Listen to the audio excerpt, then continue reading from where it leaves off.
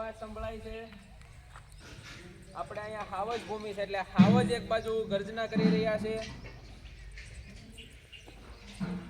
તમે સવારે વહેલા ઉઠો છો, જાગી અને પછી સૌથી પહેલા બ્રશ હાથમાં લીધું છે, મસ્ત મજાનું બ્રશ કરો છો. બ્રશ કર્યા પછી મમ્મીએ જે પાણી ગરમ કરી રાખ્યું છે એ પાણી તમને આપે છે ને તમે નાહવા માટે જાઓ છો. સરસ મજાની શરીરની શારીરિક સફાઈ થયા પછી મસ્ત મજાના શાળાના કપડાં પહેરો છો, કપાળમાં ચાંદલો કરો છો. પછી ભગવાન તમારા ઘરમાં જે મંદિર હોય ત્યાં મસ્ત દીવા થાય છે અને તમે ત્યાં દર્શન કરો છો. આ વિચારમાં તમારે તમારા ઘરે જે મંદિર છે એ તમને દેખાવું જોઈએ, એમાં ભગવાન બેઠા એ તમને દેખાવા જોઈએ, એને તમે દર્શન કરો છો, પગે લાગો છો એવું વિચારવાનું છે. એ ચિત્ર તમારા મનમાં ઊભું થવું જોઈએ. દર્શન કર્યા પછી ઘરે પપ્પા ને મમ્મી બંને હજી સવારમાં હોય એટલે એને પગે લાગો છો. પગે લાગ્યા પછી મસ્ત મમ્મીએ રોટલી બનાવી છે, ભાખરી બનાવી છે. ચા અને રોટલી, ચા અને ભાખરી, જે તમને મન ભાવે એવા ભોજન તમે ખાઓ. સવારમાં તમને જે ગમે એ બનાવ્યું છે મમ્મીએ, અને મસ્ત મજાનો નાસ્તો તમે કરો છો.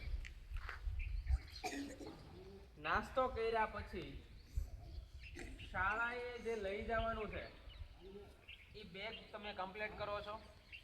લેસન જે બાકી છે એ લેસન કરો છો. લેસન જેને થઈ ગયું છે એ જરૂરી વાંચન વિષયોનું શરૂ કરો છો.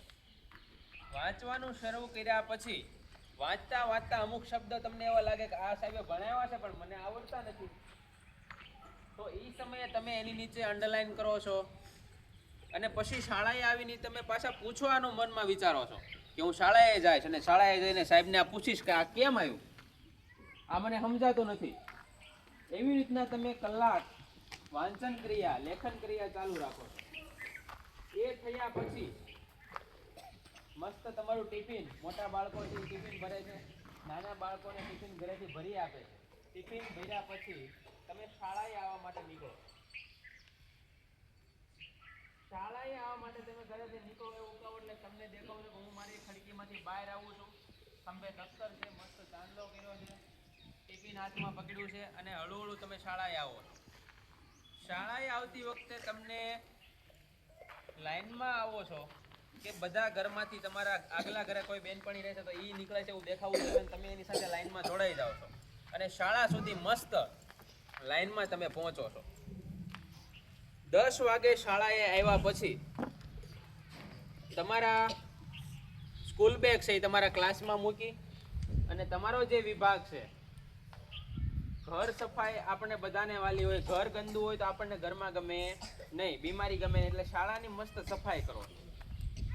જેણે કરી હશે આજે એને ખુશી હશે, જેને નથી કરી એને મનમાં એમ થશે કે મેં કરી નથી. પણ મનમાં તમારે સફાઈ કરવાની છે.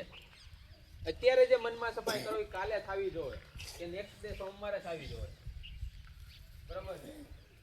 તો આ તમારું સવારનું રૂટીન છે.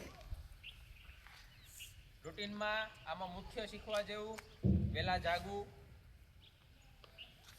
બરોબર છે? હવે તમે કમ્પ્લીટ શાળાએ પહોંચી ગયા, શાળાના બધા કાર્યક્રમોમાં ભાગ લેવો.